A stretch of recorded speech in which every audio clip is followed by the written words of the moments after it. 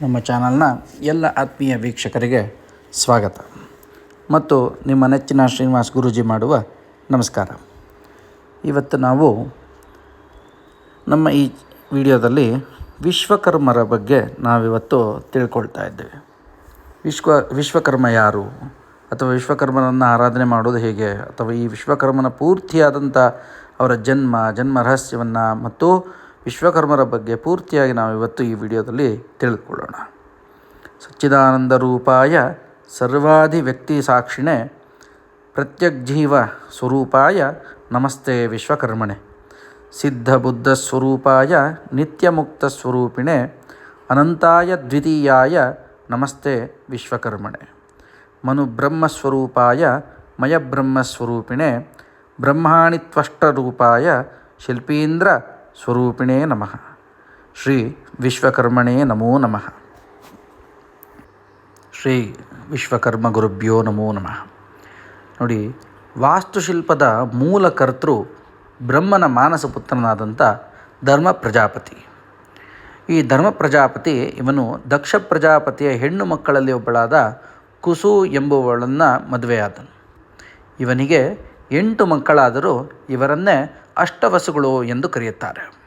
ಇವರಲ್ಲಿ ಪ್ರಭಾಸ ಎನ್ನುವವನಿಗೆ ದೇವಗುರು ಬೃಹಸ್ಪತಿ ಮಗಳಾದ ಬ್ರಹ್ಮವಾದಿನಿ ಎಂಬುವಳನ್ನು ಕೊಟ್ಟು ಮದುವೆ ಮಾಡಿದನು. ಇವರಿಗೆ ಹುಟ್ಟಿದ ಮಗ ವಿಶ್ವಕರ್ಮ. ನೋಡಿ, ವಿಶ್ವಕರ್ಮನ ತಂದೆಯ ಹೆಸರು ನೋಡಿ ಪ್ರಭಾಸ ಮತ್ತು ಬ್ರಹ್ಮವಾದಿನಿ ತಾಯಿ. ಈ ಪ್ರಭಾಸ ಮತ್ತು ಬ್ರಹ್ಮವಾದಿನಿಗೆ ಹುಟ್ಟಿದಂಥ ಮಗ ಈ ವಿಶ್ವಕರ್ಮ. ವಿಶ್ವಕರ್ಮನಿಗೆ ಬಾಲ್ಯದಲ್ಲಿಯೇ ಆಡಲು ಹೊಸ ನಿರ್ಮಾಣಗಳನ್ನು ಮಾಡುತ್ತಿದ್ದನು.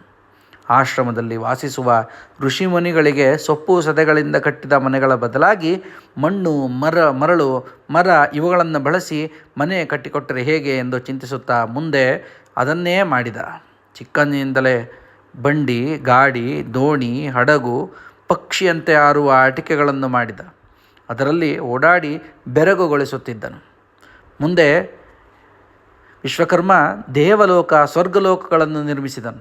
ವಿಶ್ವಕರ್ಮನು ಕಟ್ಟಡಗಳ ನಿರ್ಮಾಣ, ರಥ, ಮಂಟಪ, ಆಯುಧ, ಪ್ರಸಿದ್ಧ ದೇವಸ್ಥಾನಗಳು, ಕಲ್ಲಿನ ಕೆತ್ತನೆಗಳು, ಅಪರೂಪದ ಪುಷ್ಪಕ ವಿಮಾನ ಮತ್ತು ಇದರ ವಿಶೇಷ ಎಲ್ಲರೂ ವಿಮಾನದಲ್ಲಿ ಕುಳಿತು ಪೂರ್ತಿಯಾದ ಮೇಲೂ ಮತ್ತೊಬ್ಬರು ಬಂದರೆ ವಿಮಾನವೇ ಹಿಗ್ಗಿ ಸ್ಥಳವಾಗುತ್ತಿತ್ತು. ಅಂತಹ ವಿಮಾನಗಳನ್ನು ಕೂಡ ಆಶ್ಚರ್ಯಕರ ರೀತಿಯಲ್ಲಿ ಸುಂದರವಾಗಿ ವಿನ್ಯಾಸಗೊಳಿಸಿ ಅದನ್ನು ಸಿದ್ಧಪಡಿಸುತ್ತಿದ್ದರು. ಸುಂದರವಾದ ಅದ್ಭುತವಾದ ಲೋಹಗಳನ್ನು ನಿರ್ಮಿಸಿದ್ದಾರೆ.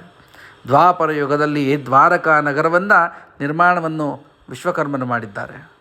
ವಿಶ್ವಕರ್ಮರು ಬಾಲ್ಯದ ಜೀವನ ಹೇಗಿತ್ತೆಂದರೆ, ಗುರುಕುಲದಲ್ಲಿ ವಿಶ್ವಕರ್ಮ ಜಯಂತಿಯ ದಿವಸ ಆಯುಧಗಳನ್ನು ಇಟ್ಟು ಪೂಜೆಯನ್ನು ಮಾಡುವಂಥದ್ದು ಒಂದು ಪದ್ಧತಿ ಇದೆ. ಇದರಲ್ಲಿ ನೋಡಿ, ವಿಶ್ವಕರ್ಮ ದೇವರು ಎಲ್ಲ ರಥಗಳನ್ನು ಮತ್ತು ಇಂದ್ರನ ವಜ್ರಾಯುಧವನ್ನು ಸೇರಿದಂತೆ ಆಯುಧಗಳನ್ನು ಕೂಡ ಮಾಡಿಕೊಡ್ತಾರೆ. ಸೂರ್ಯನ ಶಕ್ತಿಯಿಂದ ಸಂಜಾತ ತನ್ನ ಮನೆಯಿಂದ ಹೊರಬಂದಾಗ ವಿಶ್ವಕರ್ಮ ಶಕ್ತಿಯನ್ನು ಕಡಿಮೆ ಮಾಡಿ ಅದನ್ನು ಬಳಸಿಕೊಂಡು ಹಲವಾರು ಇತರ ಆಯುಧಗಳನ್ನು ಕೂಡ ರಚಿಸಿದರು. ವಿಶ್ವಕರ್ಮ ಅವರು ಲಂಕಾ, ದ್ವಾರಕಾ ಮತ್ತು ಇಂದ್ರಪ್ರಸ್ಥದಂತಹ ವಿವಿಧ ನಗರಗಳನ್ನೇ ನಿರ್ಮಿಸಿದರು.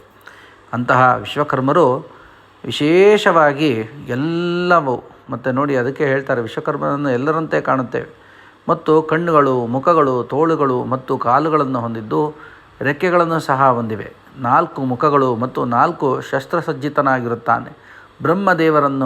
ಅವನನ್ನು ಹೋಲುತ್ತಾನೆ. ಅವನನ್ನು ಸಮೃದ್ಧಿಯ ಮೂಲ, ವೇಗವಾಗದ ಆಲೋಚನೆ, ದಾರ್ಶಕ ಎಂದು ನಂಬಲಾಗಿದೆ. ಋಗ್ವೇದದ ಕೆಲವು ಭಾಗಗಳ ಪ್ರಕಾರ ವಿಶ್ವಕರ್ಮ ಅಂತಿಮ ವಾಸ್ತವದ ವ್ಯಕ್ತಿತ್ವವಾಗಿದೆ. ಅವನು ಈ ಬ್ರಹ್ಮಾಂಡದ ವಾಸ್ತುಶಿಲ್ಪಿ ಮತ್ತು ಕರ್ತೃ ಎಂದು ಕೂಡ ಕರೆಯಲಾಗಿದೆ. ವಿಶ್ವಕರ್ಮನ 2 ಥರದಲ್ಲಿ ಚಿತ್ರಿಸಲಾಗುತ್ತದೆ. ವಿಶ್ವಕರ್ಮನ ಪ್ರತಿಮೆಯು ಒಂದು ಪ್ರದೇಶದಿಂದ ಮತ್ತೊಂದು ಪ್ರದೇಶಕ್ಕೆ ತೀವ್ರವಾಗಿ ಬದಲಾಗುತ್ತದೆ. ಆದರೂ ಎಲ್ಲರೂ ಅವನನ್ನು ಸೃಷ್ಟಿ ಸಾಧನಗಳಿಂದ ಚಿತ್ರಿಸುತ್ತಾರೆ. ಅತ್ಯಂತ ಜನಪ್ರಿಯ ಚಿತ್ರಣದಲ್ಲಿ ಅವನನ್ನು 4 ತೋಳುಗಳೊಂದಿಗೆ ವಯಸ್ಸಾದ ಮತ್ತು ಬುದ್ಧಿವಂತ ವ್ಯಕ್ತಿ ಎಂದು ಚಿತ್ರಿಸಲಾಗಿದೆ. ಅವನ ಬಿಳಿ ಗಡ್ಡವನ್ನು ಹೊಂದಿದ್ದಾನೆ ಮತ್ತು ಅವನು ವಾಹನ ಅಂಶವಾಗಿದೆ. ಇದು ಸೃಷ್ಟಿಕರ್ತ ದೇವರು ಬ್ರಹ್ಮನೊಂದಿಗೆ ಅವನ ಒಡನಾಟವನ್ನು ಸೂಚಿಸುತ್ತದೆ ಎಂದು ವಿದ್ವಾಂಸರು ನಂಬುತ್ತಾರೆ. ಸಾಮಾನ್ಯವಾಗಿ ಅವನು ಸಿಂಹಾಸನದ ಮೇಲೆ ಕುಳಿತುಕೊಳ್ಳುತ್ತಾನೆ ಮತ್ತು ಅವನ ಮಕ್ಕಳು ಅವನ ಹತ್ತಿರ ನಿಲ್ಲುತ್ತಾರೆ. ವಿಶ್ವಕರ್ಮನ ಈ ರೂಪವು ಮುಖ್ಯವಾಗಿ ಭಾರತದ ಪಶ್ಚಿಮ ಮತ್ತು ವಾಯುವ್ಯ ಭಾಗಗಳಲ್ಲಿ ಕಂಡುಬರುತ್ತದೆ. ಇದಕ್ಕೆ ವಿರುದ್ಧವಾಗಿ ಭಾರತದ ಪೂರ್ವ ಭಾಗಗಳಿಂದ ವಿಶ್ವಕರ್ಮ ವಿಗ್ರಹಗಳು ಯುವ ಸ್ನಾಯು ಮನುಷ್ಯ ಎಂದು ಚಿತ್ರಿಸುತ್ತವೆ. ಅವನಿಗೆ ಕಪ್ಪು ಮೀಸೆ ಇದೆ ಮತ್ತು ಅವನ ಮಕ್ಕಳೊಂದಿಗೆ ಇಲ್ಲ. ಆನೆ ಅವನ ವಾಹನವಾಗಿದ್ದು ಇಂದ್ರ ಮತ್ತು ಬೃಹಸ್ಪತಿಯೊಂದಿಗೆ ಒಡನಾಟವನ್ನು ಸೂಚಿಸುತ್ತಾನೆ ಅಂತ ಹೇಳ್ತಾರೆ. ಹೀಗೆ ವಿಶ್ವಕರ್ಮನ ಕುಟುಂಬ ನೋಡಿ, ಅವನನ್ನು ಆಗಾಗ್ಗೆ ಬ್ರಹ್ಮನ ಮಗ ಎಂದು ಹೇಳಲಾಗುತ್ತದೆ. ಆದರೆ ಇದು ಇತರ ಅನೇಕ ಗ್ರಂಥಗಳಲ್ಲಿ ವಿಭಿನ್ನವಾಗಿರುತ್ತದೆ. ನಿರುಕ್ತ ಮತ್ತು ಬ್ರಾಹ್ಮಣರಲ್ಲಿ ಅವನ ಭುವನ ಮಗನೆಂದು ಹೇಳಲಾಗಿದೆ. ಮಹಾಭಾರತ ಮತ್ತು ಹರಿವಂಶದಲ್ಲಿ ಅವರು ವಸು, ಪ್ರಭಾಸ ಮತ್ತು ಯೋಗಸಿದ್ಧರ ಮಗ. ಪುರಾಣಗಳಲ್ಲಿ ಅವನ ವಾಸ್ತುವಿನ ಮಗ ಅಂತ ಕೂಡ ಕರೆಯಲಾಗಿದೆ. ವಿಶ್ವಕರ್ಮ ಅವರು ಬರಿಷ್ಮತಿ, ಸಂಜಾನ ಮತ್ತು ಚಿತ್ರಾಂಗದ ಎಂಬ 3 ಹೆಣ್ಣು ಮಕ್ಕಳ ತಂದೆ. ಇತರ ಗ್ರಂಥಗಳಲ್ಲಿ ವಿಶ್ವಕರ್ಮನನ್ನು ಗೀತಾಚಿಯು ಪತಿ ಎಂದು ನಿರೂಪಿಸಲಾಗಿದೆ. ವಿಶ್ವಕರ್ಮನಿಗೆ ವಿಶ್ವರೂಪ ಎಂಬ ಮಗನ ತಂದೆ ಎಂದು ವಿವರಿಸಲಾಗಿದೆ. ನೋಡಿ, ಜನ್ಮದಿನವಿದೆ. ವಿಶ್ವಕರ್ಮನ ಪೂಜೆಯನ್ನು ಮಾಡುವಂತಹ ದಿನ ವಿಶ್ವಕರ್ಮನ ಜನ್ಮದಿನವಾಗಿದೆ ಎಂದು ನಂಬಿಕೆ ಇದೆ. ಅದು ನಿಜವಾಗಿ ಯಾವಾಗ ಸಂಭವಿಸುತ್ತದೆ ಎಂಬುದರ ಬಗ್ಗೆ ಯಾವುದೇ ಒಪ್ಪಂದವಿಲ್ಲ. ವಿಶ್ವಕರ್ಮ ಜನ್ಮದಿನವನ್ನು 2 ದಿನಗಳಲ್ಲಿ ವಿವಿಧ ಹೆಸರುಗಳಲ್ಲಿ ಆಚರಿಸಲಾಗುತ್ತದೆ. ನೋಡಿ, ವಿಶ್ವಕರ್ಮ ಪೂಜೆಯನ್ನು ಪ್ರತಿ ವರ್ಷ ಸೆಪ್ಟೆಂಬರ್ನಲ್ಲಿ ಭಾರತದಲ್ಲಿ ಆಚರಿಸಲಾಗುತ್ತದೆ. ಕೆಲವರು ಋಷಿ ಪಂಚಮಿಯ ದಿನ ಎಂದರೆ 5 ಋಷಿಗಳ ಒಗ್ಗಟ್ಟಿನ ದಿನ. ತಮ್ಮ ಒಗ್ಗಟ್ಟನ್ನು ಘೋಷಿಸಲು ಮತ್ತು ಅವರ ತಂದೆಗೆ ಪ್ರಾರ್ಥಿಸುತ್ತಾರೆ. ಈ ದಿನವನ್ನು ನಾವು ವಿಶ್ವಕರ್ಮ ಜಯಂತಿ ಅಂತ ಕೂಡ ಅವತ್ತು ಆಚರಿಸಲಾಗುತ್ತೆ. ಹೀಗೆ ವಿಶ್ವಕರ್ಮ ದೇವರನ್ನು ಮತ್ತು ವಿಶ್ವಕರ್ಮರನ್ನು ವಿಶೇಷವಾಗಿ ಪೂಜಾ ಆರಾಧನೆಗಳನ್ನು ಮಾಡಿ ವಿಶ್ವಕರ್ಮರ ಒಂದು ಅನುಗ್ರಹಕ್ಕೆ ಪಾತ್ರರಾಗಬೇಕಾಗತ್ತೆ.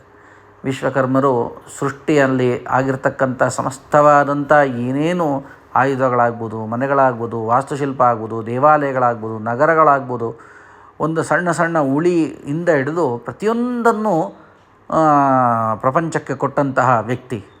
ಅಂತಹ ದೇವರನ್ನು ನಾವು ವಿಶೇಷವಾಗಿ ಕಾಣುವಂತಹ ಒಂದು ಸೌಭಾಗ್ಯ ನಮ್ಮದು. ನಮ್ಮ ಹಿಂದೂ ಸನಾತನ ಧರ್ಮದಲ್ಲಿ ವಿಶೇಷವಾದಂಥ ಸ್ಥಾನವನ್ನು ಹೊಂದಿದಂಥ ಶ್ರೀ ವಿಶ್ವಕರ್ಮ ದೇವರಿಗೆ ನಾವು ವಿಶೇಷವಾಗಿ ವಂದನೆಯನ್ನು ಸಲ್ಲಿಸುತ್ತಾ ಈ ವಿಡಿಯೋನ ಇಲ್ಲಿಗೆ ಮುಕ್ತಾಯ ಮಾಡೋಣ. ಈ ವಿಡಿಯೋ ನಿಮಗೆಲ್ಲ ಇಷ್ಟ ಆಗಿದೆ ಅಂತೇಳಿ ನಾನು ಭಾವಿಸ್ತೇನೆ. ಎಲ್ಲರಿಗೂ ಒಳ್ಳೆಯದಾಗಲಿ, ಶುಭವಾಗಲಿ. ಈ ವಿಡಿಯೋ ನಿಮ್ಗೆ ಇಷ್ಟ ಆಗಿದ್ದರೆ ಶೇರ್ ಮಾಡಿ, ಲೈಕ್ ಮಾಡಿ, ನಮ್ಮ ಚಾನಲನ್ನು ಸಬ್ಸ್ಕ್ರೈಬ್ ಮಾಡ್ಕೊಳ್ಳಿ. ಇಂತಿ ನಿಮ್ಮ ಶ್ರೀನಿವಾಸ್ ಗುರೂಜಿ. ನಮಸ್ಕಾರ.